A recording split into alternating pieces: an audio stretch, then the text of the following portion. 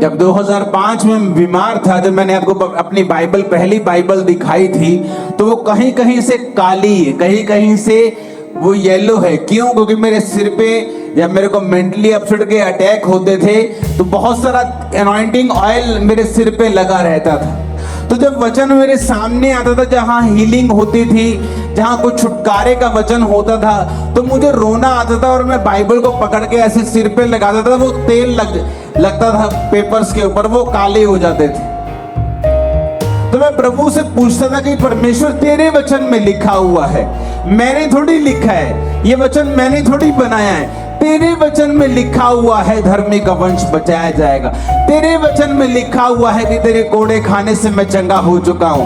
तेरे वचन में लिखा हुआ है, अब ये तेरा वचन मेरी जिंदगी में पूरा हो।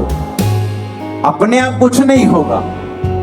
पेंटिकोस के दिन चेले प्रार्थना कर रहे थे। क्या प्रार्थना कर रहे थे? जब पवित्र आत्मा उतरा, मैंने लोगों को पूछा, मैं लोगों को पूछता हूँ, क्या प्रार्थना कर रहे थे कि पवित्र आत्मा उतरा? कहते जी प्रार्थना कर रहे थे कि परमेश्वर तेरा आत्मा उतरे। मैंने कहा ऐसा तो नहीं लिखा बाइबल में। वचन कहता है, उन्होंने पुराने नियम का वचन निकाल के योएल नबी की पुस्तक निकाली और कहा, प्रभु तेरे वचन में लिखा है अंत के दिनों में तू अपना आत्मा सब मनुष्यों के ऊपर उंडेलेगा। अब तू अपने लिखे हुए वचन के अनुसार अपना आत्मा दे। जब परमेश्वर आपको लिखे हुए वचन से प्रार्थना करते हुए देखता है, तो वो आपकी प्रार्थना मोड़ सकता है, खाली भेज सकता है, लेकिन वो अपने लिखे हुए वचन के बीच से की गई प्रार्थना को खाली नहीं भेजता। कहते मेरी बात को समझ रहे हैं? जब आप जज को बोलते हैं, जज साहब इसको छोड़ दीजिए, ये अपनी माँ का एक लौता बेटा है, इसकी माँ मर जाएगी, तो जज इस बिहाफ पर गुनहगार को छोड़ता नहीं। आप कुछ भी मत बोलिए जज को, ये अकेला बेटा है कि इसकी माँ के 14 बच्चे हैं, छोड़ दीजिए। आप ये बताइए जज को कि ये प्रूफ है जी, ये निर्दोष है। जज और कुछ नहीं पूछेगा, उसको छोड़ देगा, हाँ या ना। उसी तरह से आप परमेश्वर को धमकियां देते हैं, प्रभु मेरा अभी मैं तो अभी जवान हुई हूं, आप धमकियां देते हैं, प्रभु मेरा बच्चा अभी छोटा है, आप धमकी देते हैं, प्रभु मेरे पास पैसा नहीं है तो मेरी माँ को कैंसर कैसे हो आप धमकियां देते हैं। उसका कोई भी असर परमेश्वर पे नहीं होगा, क्योंकि वो लिखे हुए वचन से बीच में से जो प्रार्थना की जाती है उसको वो सुनता है और उत्तर देता है, क्योंकि वो अपने वचन का इनकार नहीं कर सकता। एक विश्वासी को कैसे प्रार्थना करनी चाहिए? आज बड़े ध्यान से इस प्रार्थना को, इस वचन को सुनना। अगर आपने सुना और माना, लाइफ सेम नहीं होगी, उत्तर आएंगे, आपकी लाइफ रिलीज होगी, शैतान से डिलीवरेंस होगी, हर तरह से आप ऊंचा जाएंगे। आमीन खड़कने वाला चाहिए जरा। अब आपको बात बड़े ध्यान से समझना है।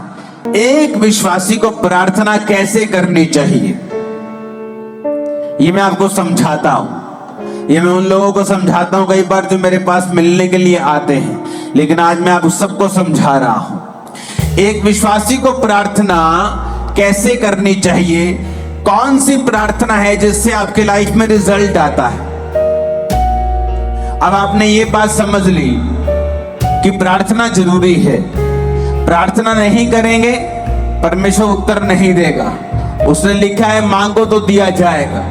वचन ये आप बोलेंगे, वचन में तो लिखा है कि परमेश्वर मांगने से पहले जानता है तुम्हें किन वस्तुओं की जरूरत है। हाँ, वो जानता है तुम्हें किन वस्तुओं की जरूरत है, लेकिन देता तभी है जब तुम मांगते हो, क्योंकि वो अपने वचन को पूरा करता है। मांगो तो दिया, ढूंढो तो तुम, खटखटाओ तो तुम्हारे लिए खोला जाएगा। अब शैतान बुरी कोशिश करता है कि जब तुम प्रार्थना करने के लिए बैठो, तुम्हें फोन याद आ जाए, तुम्हें सॉन्ग याद आ जाए, तुम्हें कुछ बात याद आ जाए, तुम्हें काम याद आ जाए, एनीथिंग पॉसिबल, पॉजिटिव और नेगेटिव एनीथिंग वो आपको याद करवाएगा, क्योंकि उसको मालूम है कि प्रार्थना ही एक ऐसा एक लौता माध्यम है जिसके द्वारा तुम परमेश्वर के साथ जुड़ते हो और आगे बढ़ते हो, और परमेश्वर का आत्मा तुम्हारी अगुवाई करता है। जो मैंने अपनी मसीह लाइफ में देखा है, मैं आपको उस एक्सपीरियंस से और वचन से आपको बताता हूं प्रार्थना कैसे करनी चाहिए। आपको दिन में सुबह प्रार्थना करनी चाहिए, आपकी पर्सनल प्रेयर, जिसमें आप सिर्फ अपने लिए, अपने परिवार के लिए, अपने काम के लिए, अगर आप पास्टर हैं तो अपनी सेवकाई के लिए आप प्रार्थना करते हैं। अगर आप सुबह 1.5 घंटा प्रार्थना करने के लिए बैठे हैं, क्योंकि उसके बाद आपको काम पे निकलना है, तो आपको पौना घंटा प्रार्थना करनी है, 45 मिनट। आधा घंटा आप वचन पढ़ें और बाकी का 15 मिनट आप वचन को खोलें और अपनी लाइफ के मुताबिक, मान लीजिए एक विश्वासी बीमार है, वो नीति वचन को निकाले 3 को, वो यशाया 54 को, वो भजन संहिता 103 को, वो इस तरह के वचन निकाले जहां परमेश्वर ने आपको शारीरिक चंगाई की वायदा किया है। आप उस वचन को पढ़ें कि परमेश्वर तेरे वचन में लिखा है। जिस तरह जब मुझे रोग था तो मैं परमेश्वर को बोलता था कि प्रभु तेरे वचन में लिखा है भजन संहिता में कि तू मुझे दीर्घ आयु से तृप्त करेगा।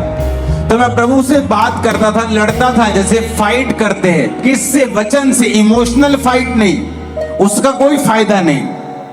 वचन से फाइट करना। परमेश्वर कहता है वचन से अपने प्रमाण मुझे दो, सबूत दो मुझे। क्यों मैं तुम्हें चंगा करूं, क्यों तुझे बच्चा दूं, क्यों ब्लेस करूं, सबूत दो। क्या है सबूत? सबूत वचन है।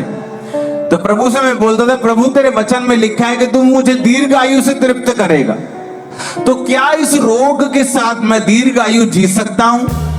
अगर जी सकता हूं तो ये दीर्घ आयु किस काम की होगी अगर मैं सारी उम्र रोगी रहूंगा? तो मैं इस तरह से प्रभु के साथ फाइट करता था कि प्रभु तेरे वचन में लिखा है कि तू मुझे दीर्घ आयु से तृप्त करेगा। Praise the Lord, hallelujah hallelujah hallelujah. मेरा ईमान है कि आप इन वीडियो के वसीले से बहुत बरकत को पा रहे हैं। इसी तरह की और वीडियो देखने के लिए आप हमारे चैनल को सब्सक्राइब करें, ताकि आने वाली हर एक वीडियो आप तक पहुंचती रहे और दूसरों के साथ भी शेयर करें। खुदावंद आप सबको बरकत दे, आमीन।